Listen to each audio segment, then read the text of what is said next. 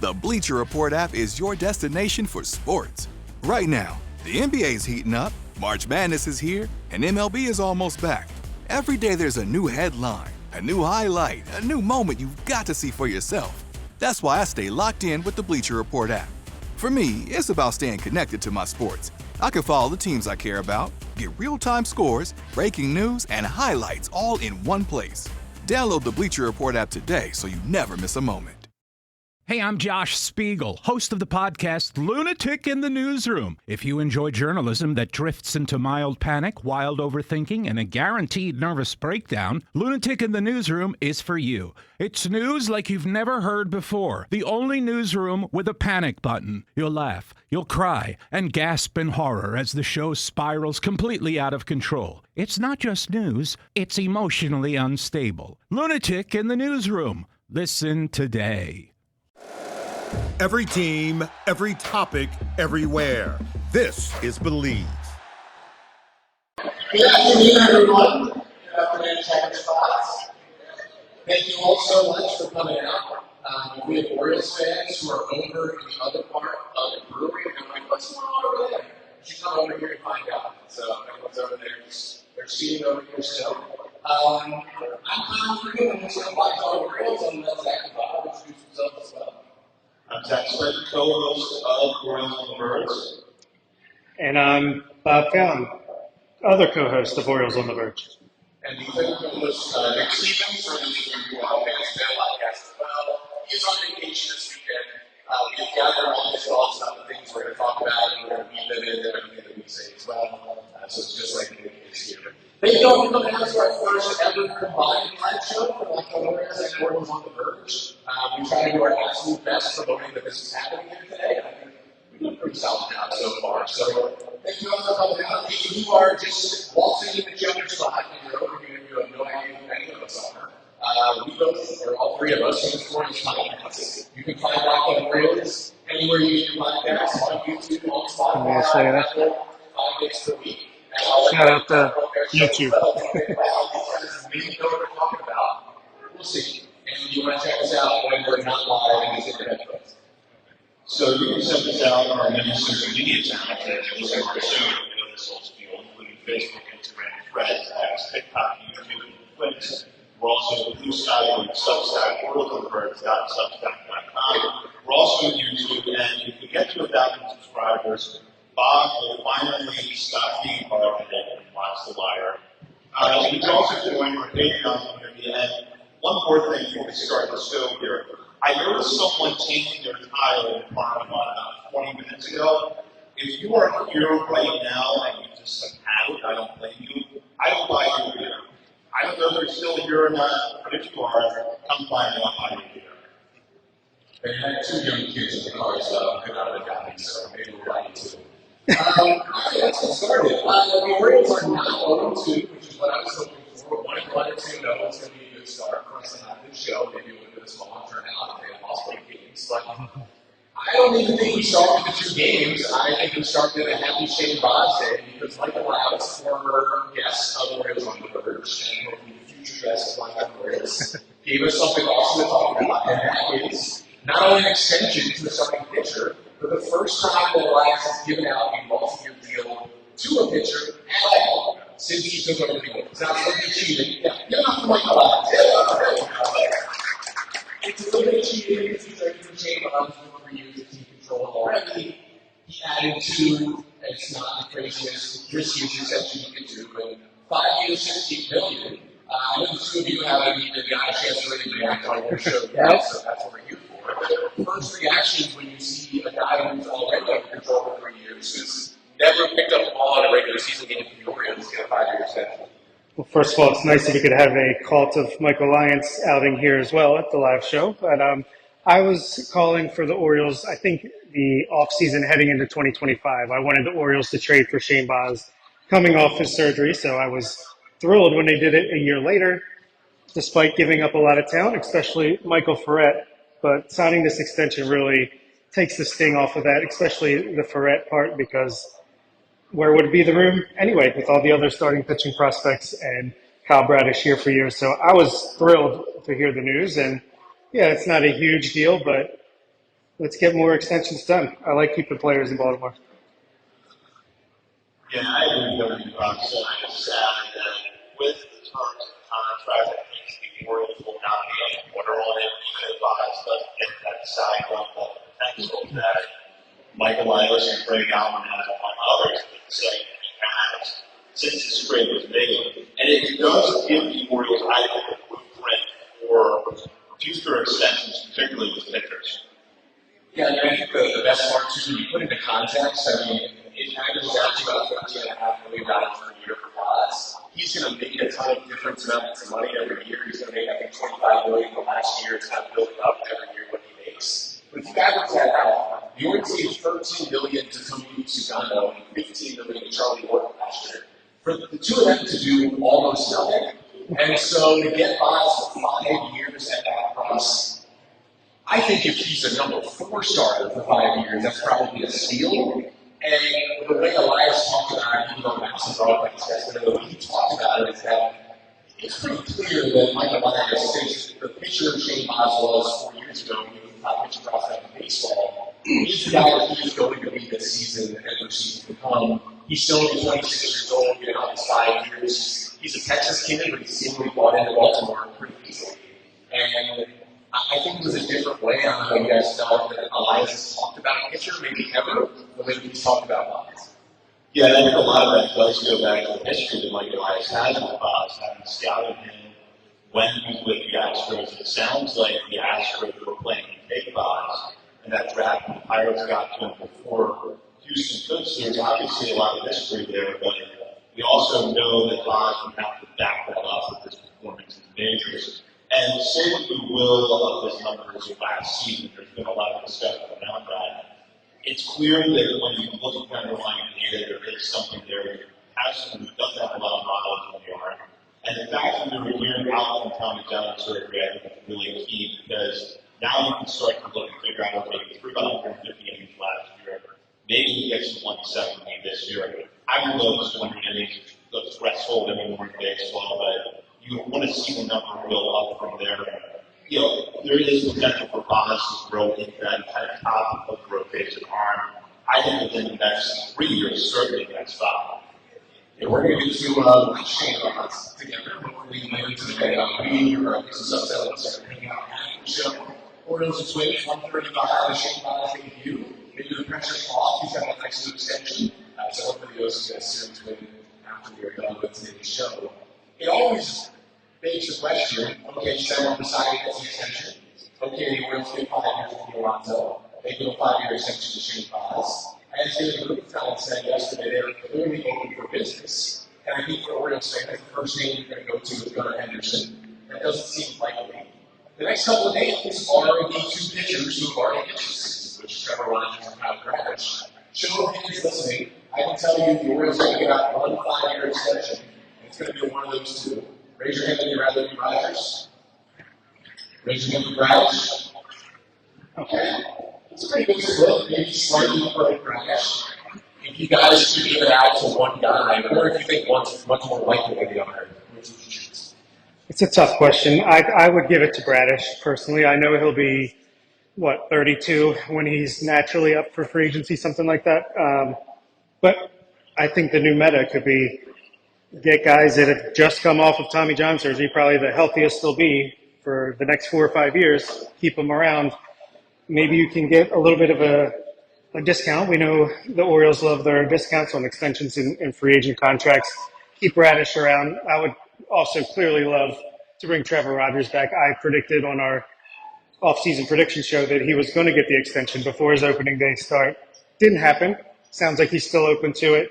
But at this point, I think he's probably going to just wait to the end of the season, test this market, see if we get 4 or 5 years, 25, 30 million apiece. But it's Bradish for me. Yeah, I think I lean Bradish, although I'm happy to have either one of them here long term. I do think that the Boz extension shows us a blueprint for how the Orioles could extend Kyle Bradish. Because you're not going to hear a word about him until this season ends. You want to make sure he gets through this season. Looks good for that first year coming off of Tommy John surgery.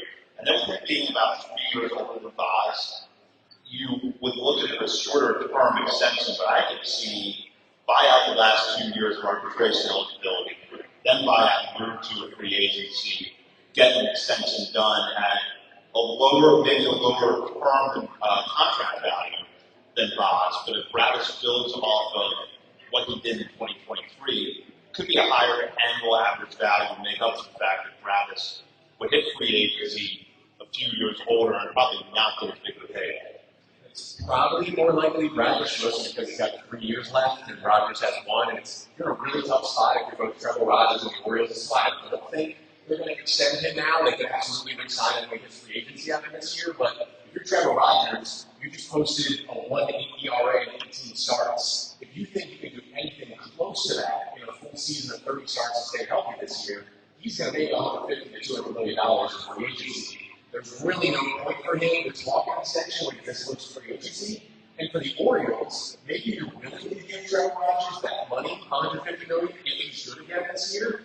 But right now, you've seen 19 good starts. That's not even a full season. That is probably way too much risk for a guy like Rogers, who has been bad and been injured in the past, to give out that much money right now. So I think they probably at least talk to his agent, and I think that's probably why there's an impasse at this point, is that those two sides don't really make sense right now to come to an extension. Maybe another guy that we would have thought, maybe not Bob, but anyone else would have thought could have been extended was Jordan Westford. He felt like for a while the perfect in-between guy where he's not one of the superstars, but he's got all-star level talent, and now he can't stay on the field. Because of that, we're seeing a lot of Kobe Mayo. I would say early returns, pretty good. He's looked okay on defense. He's had good at-bats. I just want to get your guys' thoughts on what the infield looks like. Obviously, Holiday will get back soon. He's playing in rehab games in AAA already. Jeremiah Jackson's hitting. Blaze Alexander's got some hits. But the early returns of the kind of second level infield they've had to go with so far.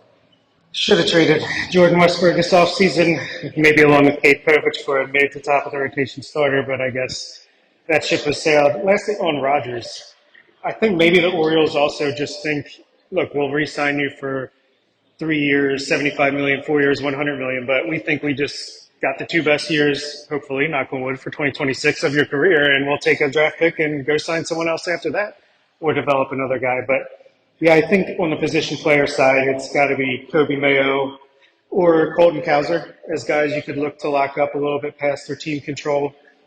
Mayo, I mean, he's looked pretty good at third base, and that continues to improve with the help of, I can't remember which pitch, was it Miguel Cairo, I think, has been working with him. Yeah, making all the plays. Jordan Westberg, you might have got while he pipped, but I like what we've seen of Kobe Mayo and Cowser, too. I'm a believer in a bounce back here for Colton. Yeah, I would say that the time of the Blaze Alexander trade, I was really looking at I still question the Orioles gave up too much, but knowing what we know now with Westbrook and Bridges, how they get hired, that I think has turned out to be one of the better moves in the offseason.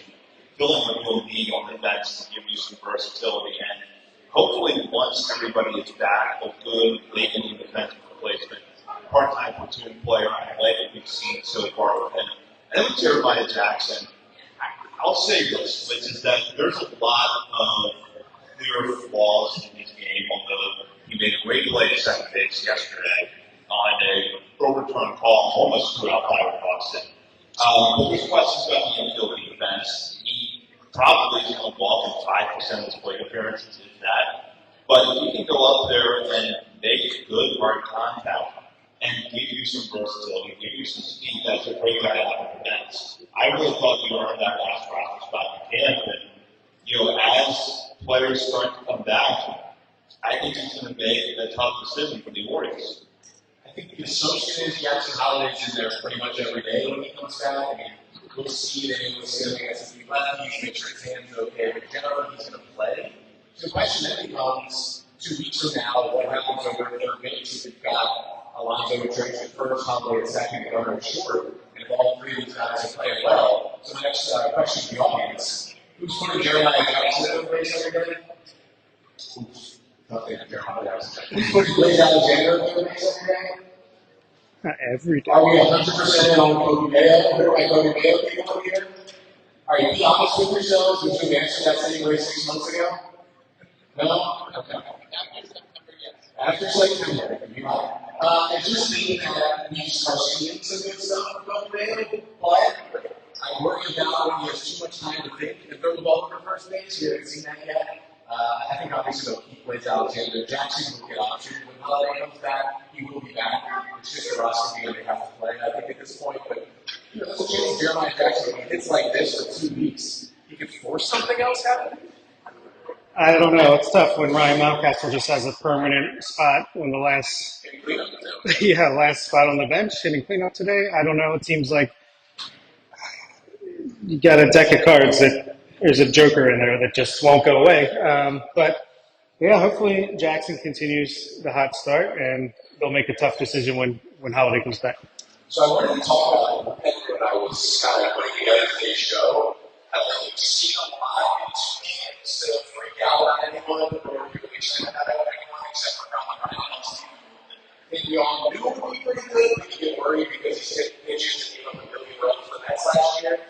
I mean, he now with the splitter, he just looks like a shorter Phoenix. Basically what he's doing today. Yeah, shorter, whiter feet. Yeah, good stuff. The other thing we have to talk about is on the verge favorite, Anthony Nunez. So I would argue is the only thing I want to talk about inside this game is this conversation with Nunez and 3 strikeouts. I mean, the stuff is legitimate. I think after one outing, you could say, yeah, they're not sending him down when Kitchens comes back. How surprised were you that he made the opening day roster, even with it being because of an injury? And how high up the ladder can he move up the ladder? Honestly, yeah, I was surprised that he got the call. Maybe it was because of the Keegan Aiken and Kittredge injuries that they brought him back, but just speaks to how highly they think of him if they're willing to start that clock immediately, get him right up right away. And you can see why. And I actually thought that a lot of the last roster decisions were made with just get the best team on the field from day one. I think in the past we would have seen more of the gamesmanship where if you have an option, you're going down no matter what. I think Mike Elias is like, we want to get off to a good start. And yeah, Anthony Nunez could not get off to a better start. I was already a huge fan coming into his MLB debut, and we'll see. He's a rookie. I'm sure he'll have his struggles, but man, just 3 or 4 amazing pitches. The sweeper with 3,000 RPM on occasion. The kick change was less than 1,000. Also with a 98-mile-per-hour fastball with 19 inches of IVB, just disgusting stuff. And he went 2 innings. He was able to throw multiple innings. I think you keep him in the bullpen all year, get him, 70, 80 innings out of the Major League bullpen. And I think you want to look to Clay Holmes him pretty quickly, turn him into a starter. And if he can even keep a mid-90s velocity on his fastball full-time as a starter, I think you have a potential ace on your hands. Yeah, I was happy to see you meet the opening of the roster. I was very surprised by it because great camp roster for the Lions that come out on Wednesday. And at that point, you guys were on board for the roster. And I wrote a piece on our Substack breaking down his team. I know all right, Norfolk's got Nunez and Cameron Foster in the bullpen. That's something you want to keep an eye on because in hours was announced that he was on the opening day roster. And when I saw him come to the game yesterday, I said, all right, it's an achievement just that he's here. But he's coming into a spot where it's not a high-level situation. This is not going to make or break the game. Just to see how it goes. But he looks so good. The fastball, the sweeper, the pitching, the stuff just looks really good to me. And I don't want to overreact to one out. But watching that, it was honestly really exciting. And I agree. If that's what you're going to get from him, and he can give you some length in the back of the bullpen, you don't want to option him as the pitchers that we're supposed to have to do that from the beginning of the season start to out. Exactly. March is all about overreacting to one out. That's what we're here to do, is overreact to one out. I got to get more audience participation. I mean, Andrew Kittredge is going to be back. I think he's going to throw in some out games this weekend. He's a guy they basically sent on loan to the Cubs for 3 months and brought him back. When he was out at Stoke City or Swansea or something, they brought him back for the first team. But he's going to take someone's spot. Who's sending Yarmil Hall? Even though I'm the number one Yarmil Hall truther, who's sending Geraldo down to get Kittredge back here? Anybody sending Nunez down to get Kittredge back here? Anybody watching Keegan Aiken to Jupiter to get All right, that was impressive. This has been great so far. This is an awesome space, right? To be able to be here at Checkerspot, have some beer, have some food, be pretty close to the game. So we got to shout out the people who make this possible for us to do this, and we want to chat with Dennis from Checkerspot. If Dennis wants to come up and just talk a little bit about Checkerspot.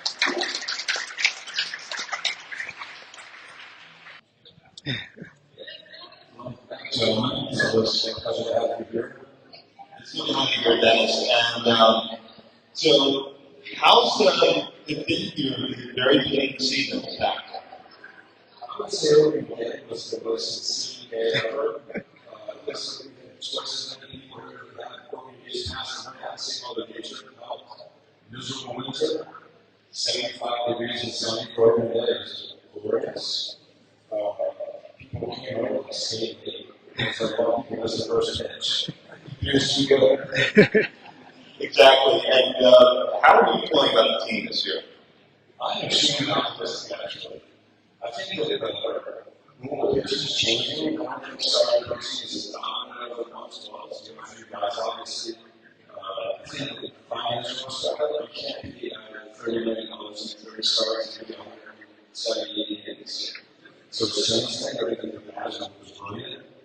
He's got lots of potential. So I think I'll see what kind of team is should be like softball. Everyone's protecting the lineup until you get to the nine hole and you guys start looking for it. Yeah, that's a good point. So, what moves the Orioles made this offseason? Which one jumped out as your favorite? That's it. Felt like I needed to bring somebody that's solid, immediate, like definitely. Obviously, the bad move is great. I think the pitching went to better part, but let's be honest, a lot of it was nice. I mean, God, I hope the pitching change instead of hopefully loses the frustration so we can go out to the car, just trying to do well at it's a team game. Yeah, now I'm going to ask you about what is going on here at Checkerspot. I know that you have an event coming up with the rest of the South Baltimore Brewing District here in about a week or so. Crowds by Craft. What's going on there? So last year was like 7 days, but that's going to be just one weekend. It was really not a time weekend, so I'm going to get it to the vacation. I think that's something to don't do. Every week, all the events, each brewery ideas, and people in the neighborhood to long and 2 minutes because there's some great spots that pre-game for Orioles and Ravens and the other things. So the Baltimore Ravens and the Orioles are starting to do some things to improve the area because there's going to be a concert venue around the corner. So we're doing some beautification in the area and a couple of murals, cleaning up the Yeah, now if you're an Orioles fan coming down here for a game, it's important to know Checkerspot is open 7 days. Correct. We are open every single day. Typically, the weekends are open at night. Also, in the past, we had an operating last year on Terry Fox, also open at 10 a.m. So we try to have people out to come in pretty every single day. And you're also a good spot, too, that if you don't have tickets, stay and watch. Yes, we will later on have all 2 weeks. I have to go and see it all right now. Now, before you go, I have to ask you about this, and I hesitate to bring this up, but I want you to be able to call your shot before this episode ends. The hot dog race last year, Checkerspot was not able to defend its title. Pickett Brewing picked it up. How are you going to reclaim the title this year? I'm going to bring back the previous champion and run it again. We lost by half a step. I mean, it was really close. It's just a half a hot dog, honestly. We were definitely going to do that. We're treating it. No, I've said this since the Orioles switched the live hot dog race. The hot dog race that goes on here is better than that. But can you back it up and tell me why? I think ours is more interesting because it's live. You're drinking in the morning. The participants are drinking, so you see what athletes made out of about 3 years. And you have that shut up here. This is not just athleticism. This is the ability to play around the corners and the networks. It's special. It's a special habit. And it's speaking. Those are things that's not enough to. You've done my favorite part since the beginning of Busy Battles. He did me backwards to begin with. Things started by when I was drinking. And actually, I think it's we're going to be months ago, really something like that. Somebody started building I think last year, I was trying to push out by some of the last game on these coming seasons on Sunday. So, keep an eye out for the date. We do keep track of that social media, all three of us stuff and talk about way too much. Absolutely, and before you go, just let our listeners know where they can find Checkerspot on social media, hours, everything. You can find us best place to get on our website, checkerspotbrewery.com. You can follow us on Instagram and Facebook. Definitely when you're here visiting, walk around because there's a lot of events that don't get social media coverage consistently, but there's a lot of pockets and things like that. So, which was always something there. There's always something like that every week. Well, Dennis, thank you, team, for letting us back in here, and look forward to coming here all soon. Looking forward to it. Good luck, John. Every season. Thanks. Thanks, guys. Checkerspot Brewery. I guess we're going to continue selling hot dogs in the race. It's most of the job is the fastest hot dog, the fastest and drunkest hot dog race, win the hot dog race. All right, we're going to play a little bit of a game up here because at one point, late in the winter, maybe. The Bleacher Report app is your destination for sports. Right now, the NBA is heating up, March Madness is here, and MLB is almost back. Every day there's a new headline, a new highlight, a new moment you've got to see for yourself. That's why I stay locked in with the Bleacher Report app. For me, it's about staying connected to my sports. I can follow the teams I care about, get real-time scores, breaking news, and highlights all in one place. Download the Bleacher Report app today so you never miss a moment. Hi, this is Alex Kantrowitz. I'm the host of Big Technology Podcast, a longtime reporter and an on-air contributor to CNBC. And if you're like me, you're trying to figure out how artificial intelligence is changing the business world and our lives. So each week on Big Technology, I bring on key actors from companies building AI tech and outsiders trying to influence it, asking where this is all going. They come from places like NVIDIA, Microsoft, Amazon, and plenty more. So if you want to be smart with your wallet, your career choices, in meetings with your colleagues, and at dinner parties, listen to Big Technology Podcast wherever you get your podcasts. We did a Orioles Jeopardy game that was hosted by Elijah Ginsburg. He's back there. He's all the way back. He's all the way back. And I won, correct? Yeah, I guess we could say that. I won. And the comment section refers to me as Orioles fan, which I certainly have a problem. So for our second and third place finishers, I wanted to see what they could do with some Orioles trivia here. And there's going to be a little bit of a twist because we're going to play this game and it's Zach and Dob getting the answer.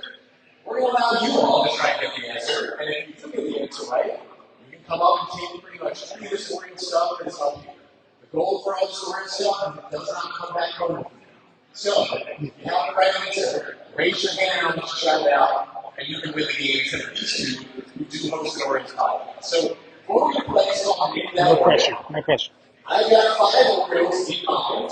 All of these players played for the Orioles in the major leagues at some point in the session. Some of them might still be on the Orioles, some of them might be not on the team at this point, some of them might be retired, but they are generally recent Orioles. I'm going to have 5 clues for each player. They're going to start very vague, and then they're going to be more specific. After each clue, Bob and Zach are going to get a chance to make a guess on where it is, one guess each. If neither of them get it right, we move on to the next clue. After 3 clues, if neither of them get it, that is when I open it up to the public to make their guess. Does the public understand the rules and how you can get this Chris Davis bobblehead, or this Carter can do that? That's Orioles Hall of Fame of Chris Davis. All right, Oriole number 1.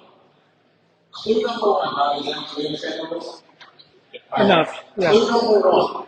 He made his MLB debut on September 26, 2006. Justin Turner. Incorrect. Larry Bigby. Incorrect. 2 great pools now. Clue number 2. He pitched for 3 teams, including including the Orioles, in 12 big league seasons. You got some. I try to block out all the 2006 pictures from memory, so this is a little hard. Chris Brown. Chris Brown is very cool, but it's in the Orioles. I thought he was the closer of the future. Yeah. Jim Johnson. Jim Johnson was the closer of the future, but it's not the answer to the question. Clue number 3. He made the 2010 All-Star team. His only career All-Star selection. Is this they debuted with the Orioles? I said he debuted in the majors in 2006. George Sherrill. George Sherrill is incorrect. Part of the maybe the second greatest thing Kevin Brand. It is not Kevin Brand. It's only that the answer in the crowd. Yes, it is not Aaron Rodell. It was a half raise. We got a raise right here. It was not Darren Day of the Great Bill. All right, third final next to the crowd and go back to Bob Zach. It is not Javier Lopez. Wow, you guys just remembering some guys like today. Clue number 4. I think this one might give it away. With the Orioles, he posted 2.82 second half ERA in 2016, shockingly leading the Orioles to the playoffs. Miguel Rodriguez. It is not Miguel Rodriguez. Andrew Miller. It is not Andrew Miller from the ground ball. It is Ubaldo Jimenez. Feel free to take a lot of runs in there. If anything up here that includes the double back, that includes first Davis, take the double back. Sorry, I stepped in a pothole on the way over here.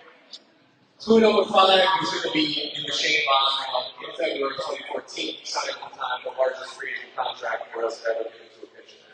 I think the team on going to give it over. So, are we ready for play number 2? I think Zach Preston said it time, so Bob Kessler said it time this time. Player number 2, clue number 1. He currently does not play for the Orioles. Okay. Justin Turner. Not Justin Turner. Justin Turner is none of the other. Romano O'Neill. Wow, we are going to that. No. When he did play for the Orioles, he played just 15 games with the Orioles. 15 games. He's in the minors.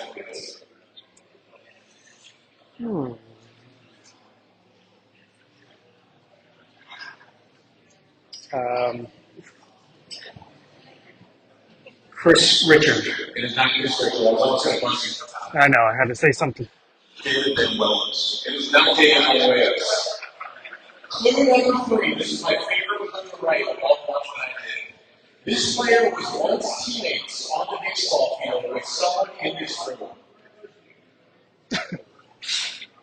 That does nothing for me. I'm going to say The person in the room is not allowed to get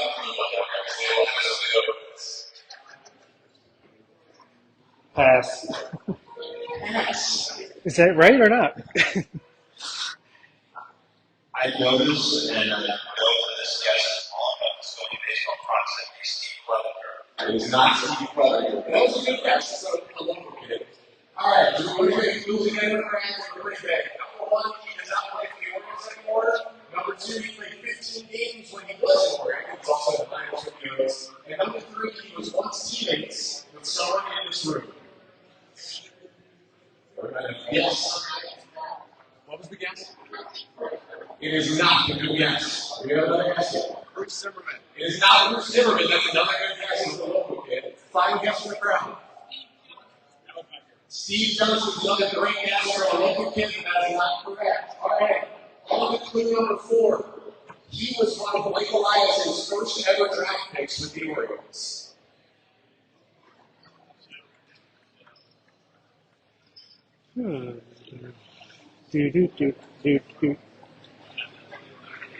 Joey Ortiz. It is Joey Ortiz. Give it up. Former teammate Joey Ortiz. Please raise your hand. Eli, you were playing on the raise your hand, please. Now, the 2017 Baltimore Dodgers, with Elijah Ginsberg as our relief ace and Connor Newcomb as the radio broadcaster, a freshman Joey Ortiz at New Mexico State was our starting shortstop. And I said, damn, this guy can't hit, but this is the best defensive shortstop I've ever seen. And 2 years later, we figured out how to hit, and he was drafted by the Orioles, and he's now starting shortstop in the Milwaukee Brewers. That would have been better if I was paying attention, but that was okay. I'm going to tell was going to be, he was traded away in 2024 to get the Orioles a true ace, which probably would have given that back. Who knows? All right, player number 3. He was born on December 13th, 1993 in Dayton, Ohio. It's a belief right there. Yeah.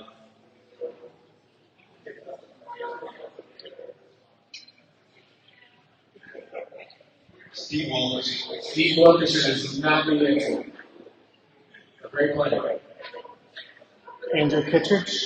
Andrew Kittredge is not the answer. Clue number 2. He was originally drafted out of high school by the Raiders in 2012, but did not sign and instead went to college.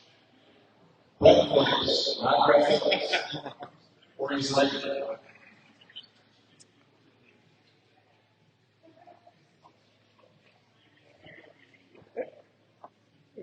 Tim Johnson. Incorrect. Clue number 3. He made his big league debut on August 14th, 2018, and had 2 hits that day in his debut against the Padres.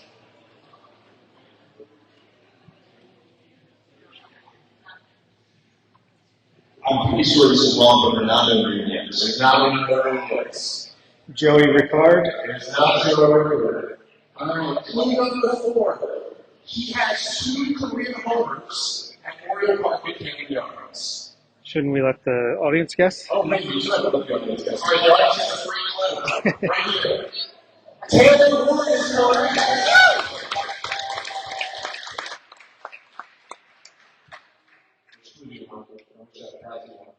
There you go. There you go.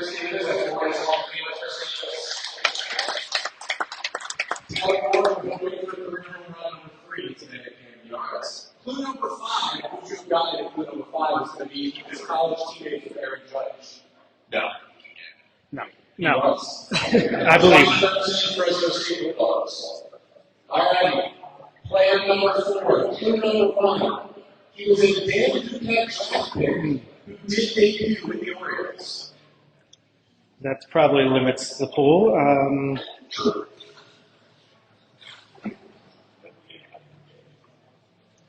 John Parrish. Not John Parrish. Mike Wright. Not Mike Wright. It's 2-year legend, Mike Wright. Clue number 2. He played only 165 career big league games, but still found a way to play 7 of 9 positions on the field. Stevie Wilkerson. Stevie Wilkerson, that's correct. My final 3 clues were he appeared in 3 MLB seasons and never even had a 0 WAR. He was rated every year. Despite being a position player, Orioles fans remember him more fondly for his pitching, I would argue. And number 5, his nickname was affectionately Dr. Cooper. My amazing wife Rita out there, who was for St. Asia in Massey, once had to see work until like 5 a.m. that Steve Wilkerson 16 inning game in which his pitching got saved. I think drove back home and then ate the next morning. So West Coast, right? All right, player number 5 was originally drafted by the Padres in 2008.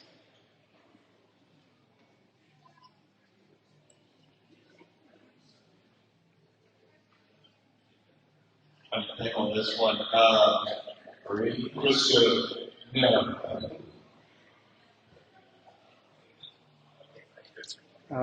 What year? He was originally drafted by the Padres in 2008. Luis Ayala. No. Clue number 2, he played 5 seasons for the Baltimore Orioles. Martin Flannery. Barcelona. Steve Pierce. No. One of my favorite players of all time.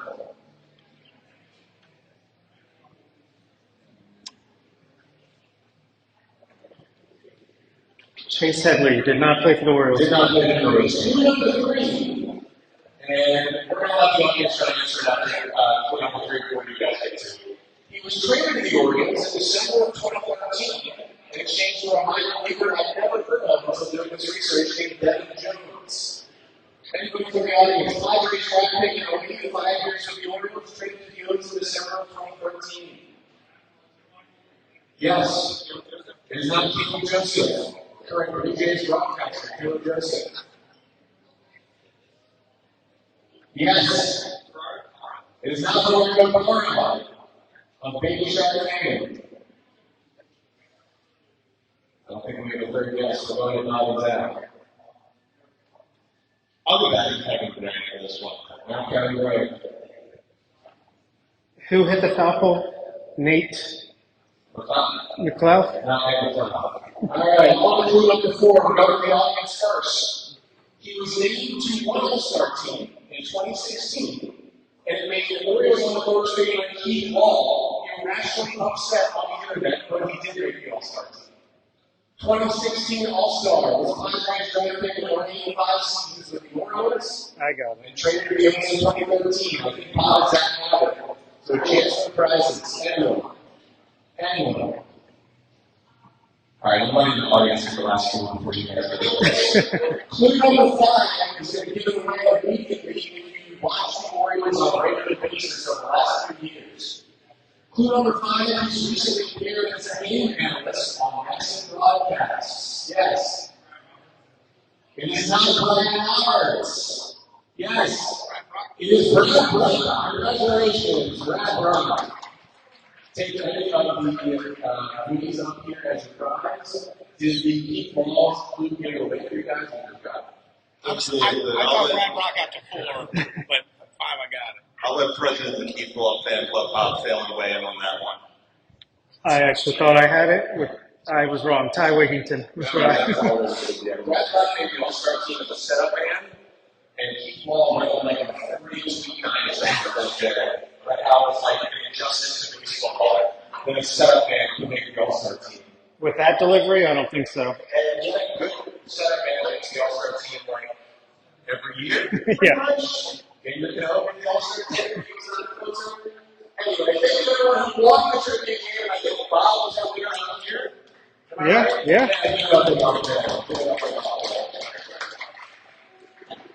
All right. Now, if you want to check this spot plug already, Zach, if you want to plug Checkerspot again, with an ad read here, you can get an ad read on the live podcast. Just one. For lifetime Orioles fans, you will now be getting 4 ad reads, plus one at the top, plus one is plugged in the middle.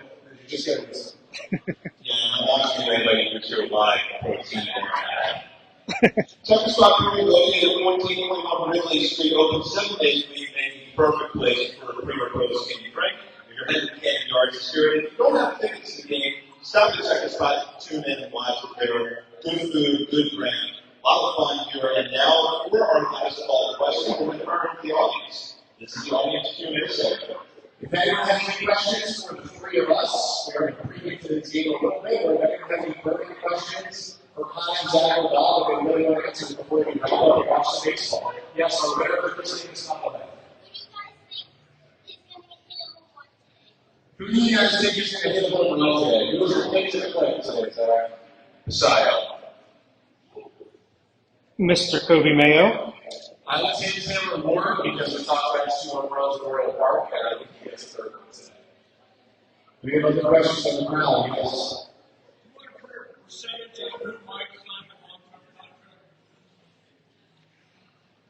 I'll say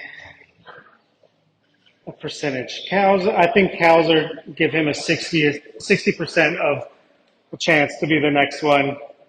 Mayo 25, Bradish 15. Yeah, I would really thought I was Cowser 60%. Mayo, I'll go a little bit higher, I'll say 30%. And then I'm going to be a little bit for my third one, and I'm going to say we stay beyond 10%. I like what you say there. I'm going to take Kobe Mayo at like a 50-50. I think if I had to follow Samuel on Jordan Westbury, I think the front office will be getting there as well. I mean, those 3 weeks and the inches in June are going to be a movie before he gets coming down, and then we'll see him in 2027. And then I would say, If Dylan Peters looks like he did in the final 2 months last year, and he looks like in center field for the season for the first time, they could prioritize him over Mayo if they continue to struggle with the plate. And then my last one in a similar Dylan vein would be if someone like Gibson or Herman comes up at the end of this year, looks great, and they just buy out some of those arm years and line them up for a little bit. Since they're now open those having different. Yeah, who knew? Other questions from the crowd? Yes. Do you guys think that Abby Watson turning around this year starts to look like the Abby that came up? The question, 42,000 comments has been liked by everyone after that. But Abby Watson got that. I don't think we're going to get a 22-23 Abby Watson, which is a 5'6" player with the best catcher in baseball. Was 30% better than he had with the bat as a great defender. I do think what we will see this year is just like a good solid starting catcher. A guy who's not the all-star, but a guy who you would say is somewhere around like the 12th best catcher in Major League Baseball right now. And for what we've seen from him the last year and a half, the Brewers would absolutely take that. Yeah, I agree. It's not going to be a full-on bounce back, but I do think that a 3.5, maybe even higher than a 4-win season is possible. I was going to say 4.5 win season. I think he'll get more full days off, like we're seeing today. He's getting a full day off. Samuel Basayo, a very capable catcher and hitter. He's not going to be able probably to DH strictly as much, so I think that might keep him healthy, which will keep him productive. Yeah, I think we're going to be happy with the Adley we get, and I wouldn't rule out an extension with him at some point either. Great. Which player do you think the fan base this season will get most irrationally react? Not like for good, or just like I hate Sky. The question was, which player this season will the fan base get the most irrationally react? If you look at the last one, let's take 2 comments out of it. 2, it's everyone but Jeremiah Jackson.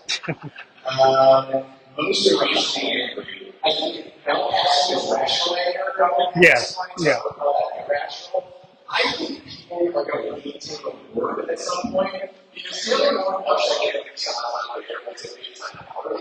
When he gets over here, he will carry your entire lineup, and when he goes full, he will not make any contact at all for 2 weeks. And I think people will really lose it. I think people are going to lost about Hauser, but I think they're going to Yeah, I could see that. You already saw some comments, I'm sure, after the lazy effort to get the ball in left field, which shout out to him for going out the next morning to get the extra work in there. I'll say Tyler O'Neill. Last year would have been logical, but I think that's going to carry over. I think he's going to play like 110, 120 games, be pretty productive, hit like 20, 25 home runs, and people will still say, muscle bound, why don't you stretch, do some cardio, use 2 hands when you catch the ball, et cetera, et cetera. Yeah. Chris Bassett, because you will get the typical Chris Bassett season, which is some way included in outing where he goes 4 innings and gives up 6 runs. And that outing will be the only thing that Orioles can remember. Chris Bassett wants to like 8 runs at the start and won a couple years ago. It's like, oh, he's got the second. He's due for one of those, and that would be the day for them. Other questions from the crowd?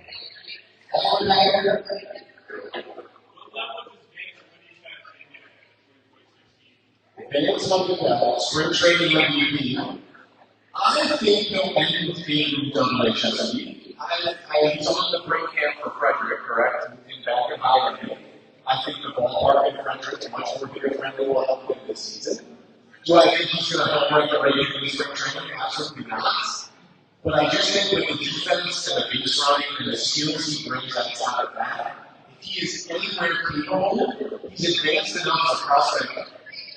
I see what you did. Coming out there that I just think he will end the year at least in double A. Not for you, because that's a big jump pitching wise, who knows? But the very least is going to get those 2 weeks at the end of the year in double A, I would have to think. If he's saying the whole year in high A, that's not good. 4 year last year in high A, we probably end up with a season somewhat similar to last year, and it's not going to be good for his future.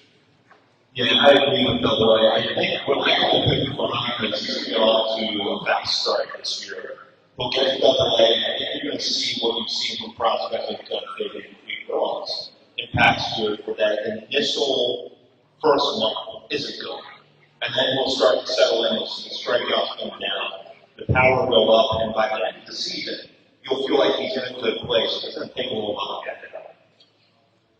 I'm going to say AAA. I think it won't be long in high A. I think, like you said, a hitter-friendly park, repeating the level, the changes he clearly made coming into spring training. I think he'll be in AA by May, and I think he'll have his ups and downs in AA, but AAA season goes like 2 weeks longer than AA. I don't see any reason they might not just give him a taste of AAA to end the season. And I think that would be a very encouraging step up after the way he played last year.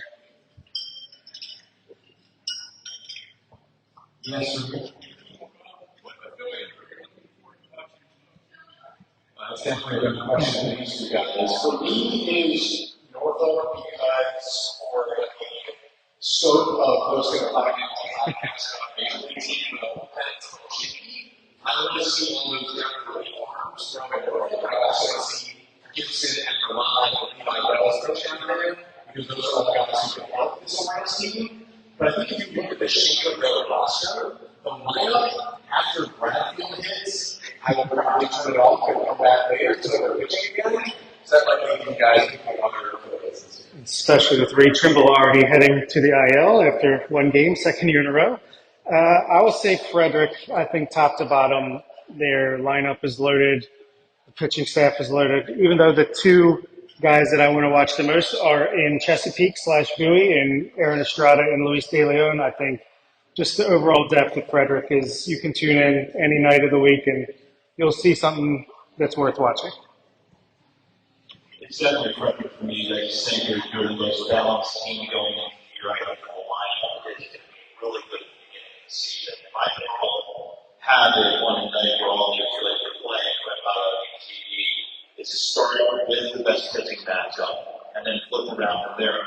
Norfolk would get that most of the time this year, but Frederick with Joseph Girola, JP Quinn, Boston Dave, and Carson Boyce, there's some really good arms down there. So I think Frederick's going to be really good, at least in the first couple months of the year. It's a steady prospect that goes to the Angels. Which one do you think is going to make the biggest impact? Okay. Biggest impact for prospects who debuts. I would take Anthony Nunez out of my answer because he already made his debut, but he might be the biggest one this year. I have a bold prediction that for the first time since 1978, the Orioles have not had a single position player make their major league debut for the Oaks this year. I just think if you look at AAA, the hitters aren't very good. The only one who really debut is Ray Trimble, and he's already on the injured list. So I would say the biggest impact probably comes from the Orioles needing an arm, and it being someone like Trey Gibson, who started opening in Norfolk and then you at some point this year. First of all, I think you win the award for on the verge of replacing us as co-host in like 5-10 years. But great question. I'll say Enrique Bradfield Jr. because he might not be able to hit a ton if and when he comes up this year, but he's got incredible defense in center field, all three outfield spots. His speed on the base paths could be a weapon late in games if we're going to make the playoffs. Could be very valuable. I'm going to go with Levi Wells because I think that of the arms that are close to full fight eligibility in AAA this year, that's the one that they're not going to take up using the bullpen. I don't think they're going to bring Trey Gibson up to throw out the bullpen. I think that's what Vermont is going to be a starter. He'll get a similar track, but Levi Wells is going to get the kind of treatment where if you've got a spot open in your bullpen in August, he's pitching well in Norfolk, you bring him up, knowing he's got the mentality, he's got the stuff to be a daily reliever, and then if you want to get him back to starting, you worry about that after the season, but for the final couple months of the year, I think you can cut him loose in the bullpen and be successful. We have time for one more question. If anyone else can get a brother. Other than Camden, what's your favorite ballpark? Favorite ballpark on the Memorial Park in Camden Yards? I think it's like 9-ish, I think, right now. I'm going to Wrigley in a month for the first time, so that might be the answer once I do that. I would say favorite ballpark I've been to is probably Busch Stadium in St. Louis. I went there in 2023 for a game. Seeing the arch in the background was pretty cool. was kind of, I believe, modeled somewhat after Camden Yards. Camden Yards bar. Yeah. I think so. Either way, it's that similar, like, older feel, but it's nice up there. There's a really cool area on the 300 level that feels like nothing at the 300 level. Busch Stadium has this whole concourse area with, like, the seating and TVs and all this stuff that's not only for the rich people that can pay $1,000 for everyone, which is really nice. And they have a really cool ballpark village. Everyone talks about Miami Ballpark Village. St. Louis just closes off every street around the ballpark. They have tons of restaurants and bars you can go in. One of them even has a rooftop where you can watch the game from even if you don't have a ticket. So I would say Busch Stadium was fun. I've never been to a major league stadium other than Camden Yards and Memorial Stadium, other than in DC for a concert. So I'll just say the one that I would like to visit, PNC Park in Pittsburgh looks nice. We're there, next weekend? Maybe I'll go. You didn't say NASCAR because that's 30 out there. Oh yes, it was very plain.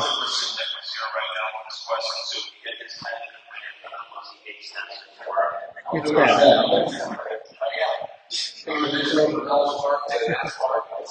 I'm feeling walking around the mall. Yep.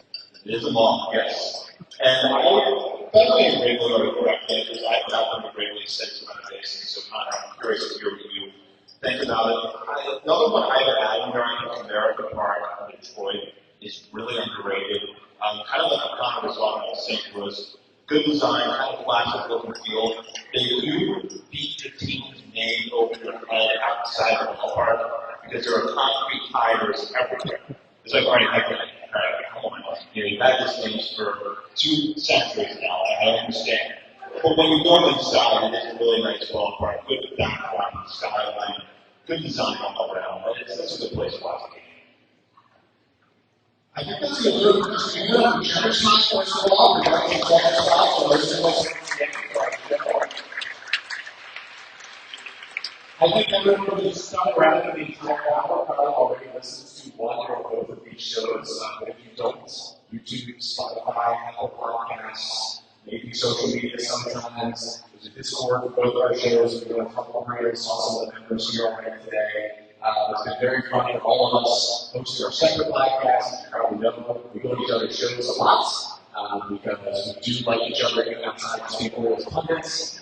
So because of that, we enjoy to kind of combine it. So I think this was a lot of fun. So thank you all. What we're going to do next is shift ourselves over there and watch Shane Bos's debut with his new $68 million contract. And hopefully the Orioles can open the year with a series win. But thank you all again for coming out and go drink and have some snacks and watch the Orioles.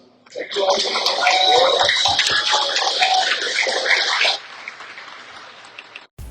The Bleacher Report app is your destination for sports. Right now, the NBA's heating up, March Madness is here, and MLB is almost back. Every day there's a new headline, a new highlight, a new moment you've got to see for yourself. That's why I stay locked in with the Bleacher Report app. For me, it's about staying connected to my sports. I can follow the teams I care about, get real-time scores, breaking news, and highlights all in one place. Download the Bleacher Report app today so you never miss a moment. Hi, this is Alex Kantrowitz. I'm the host of Big Technology Podcast, a longtime reporter and an on-air contributor to CNBC. And if you're like me, you're trying to figure out how artificial intelligence is changing the business world and our lives. So each week on Big Technology, I bring on key actors from companies building AI tech and outsiders trying to influence it, asking where this is all going. They come from places like NVIDIA, Microsoft, Amazon, and plenty more. So if you want to be smart with your wallet, your career choices, in meetings with your colleagues, and at dinner parties, listen to Big Technology Podcast wherever you get your podcasts. If you like the show, please take a moment to rate, review, and subscribe. It really does help the show to grow. Thank you for listening.